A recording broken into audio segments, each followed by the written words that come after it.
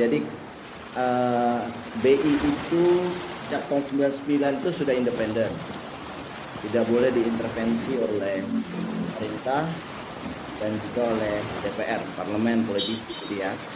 Tetapi kita dikagetkan karena dalam rancangan undang-undang PPSK atau yang disebut dengan Omnibus Law Keuangan, itu ada satu draft yang cukup membuat kaget di kalangan analis keuangan, ya, termasuk kita, bahwa jabatan gubernur BI, ya, itu bisa ditempatkan oleh seorang politisi. Ya.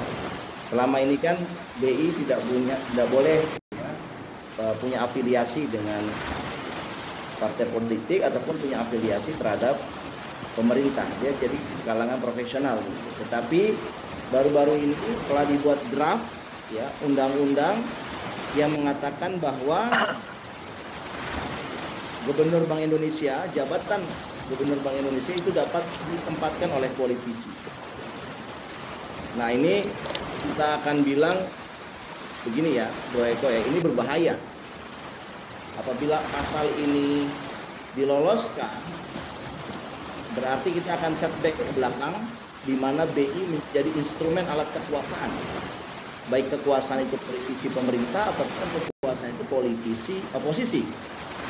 Nah, tidak boleh begitu ya. Bank sentral di negara-negara yang modern itu punya independensi yang kuat. Jadi dia memutuskan kebijakan moneternya bukan berdasarkan permintaan eksekutif ataupun permintaan legislatif, tidak. Tetapi dalam kacamatanya itu adalah kacamata kepentingan bangsa dan negara yang lebih besar, menjaga pertumbuhan ekonomi yang berkelanjutan. Ya, itu sebenarnya ciri bank sentral yang modern. Tapi dengan adanya draft ini berarti ingin diganggu. Berarti BI, Bank Indonesia, akan dibawa ke arah kepentingan politik yang akan membahayakan negara dan merusak demokrasi kita. Ya. Dan kita patut mengingat ya, sejarah mencatat ya, bank sentral yang diseret-seret ke politik itu akan menjadi pemimpin pemerintahnya itu pemimpin yang otoriter dan tirani. Contohnya adalah bank sentral Jerman, bank sentral Jepang, bank sentral Italia yang saat menjelang perang dunia pertama dan menjelang perang dunia kedua, di mana bank sentral itu ditunjuk langsung gubernurnya oleh Hitler, oleh Mussolini, ya, oleh Dewan Jenderal Jepang, itu ditunjuk dan mereka diminta untuk printing money karena mereka mempersiapkan perang. Jadi persiapan perang yang paling murah adalah mencetak uang, dan uang yang dicetak itu kemudian dibelikan perlengkapan senjata perang. Nah, ini adalah satu kemunduran ya. Kalau kita menerapkan seperti itu ya, nanti kita akan punya pemimpin yang tirani nanti. Ya.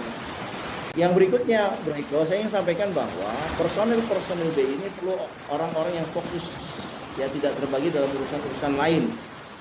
Tentunya tidak dibatasi oleh masa jabatan politis, ya, terkait dengan masa bakti pemerintah hasil pemilu, sehingga ekspektasinya lebih matang dan membawa BI menjadi lebih baik. Apalagi ada penugasan berdasarkan pembagian jatah politik, maka keberadaan BI nanti akan terancam karena akan membuka kotak Pandora. Jabatan-jabatan tersebut dipegang oleh orang-orang yang tidak punya kompetensi. Ada kekhawatiran dalam masyarakat bahwa perubahan tersebut dapat melonggarkan disiplin moneter dan juga disiplin fiskal dan juga melemahkan lembaga-lembaga sektor keuangan yang lain yang independen. Jadi bayangkan kan kalau seandainya seseorang politisi ingin menjadi berkepentingan agar nilai tukarnya terus menguat, ya, karena dia pengen ekspor, ya, jadi dikuasai oleh eksportir, ya, politisi ini dikuasai oleh eksportir, maka BI intervensi supaya menguat. Padahal dengan intervensi itu devisanya semakin tergerus, dia nggak mau mikirin gitu, pokoknya harus menguat. Nah, itu akan nanti menghancurkan sistem keuangan secara keseluruhan. Nah, itu kita tidak hendaki ya.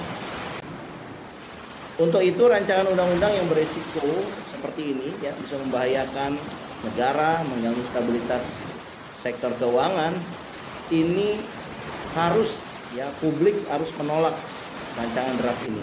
Dan ini adalah bagian dari sumbangsi kita ya atas perdebatan publik bahwa pasal yang menyebutkan bahwa gubernur BI boleh ditempati oleh politisi ini harusnya tidak diperkenankan gitu ya, untuk menjaga keselamatan Bank Indonesia dan juga keselamatan perekonomian Indonesia itu sendiri.